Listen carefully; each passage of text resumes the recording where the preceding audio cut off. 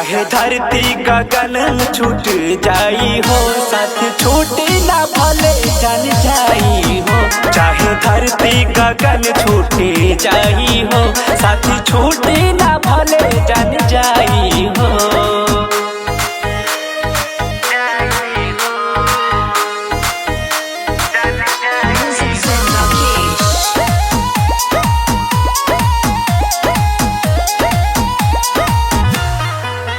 सब प्यारे के काहे दुश्मन भइल, हमनी के कहानी अधूरा भइल।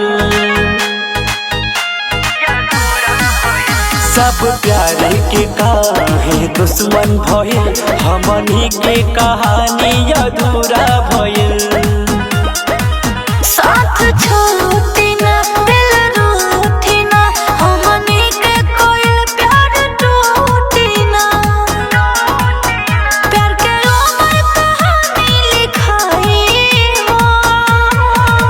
चाहे धरती गगन छूटे जाई हो, साथ छूटे ना भले जन जाई हो।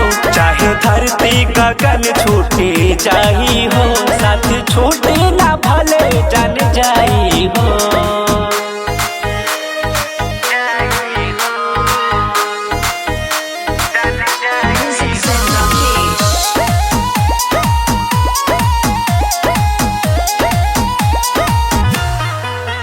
कैसे लिख ले ये भगिया विधाता हो, कहाँ जाए जा कुछ ना बुझाता हो। कैसे लिख ले ये भगिया विधाता हो, कहाँ जाए जा कुछ ना बुझाता हो। बस कह के सब अपने हो, जे प्रकाश रघु मिलन अब सपने हो।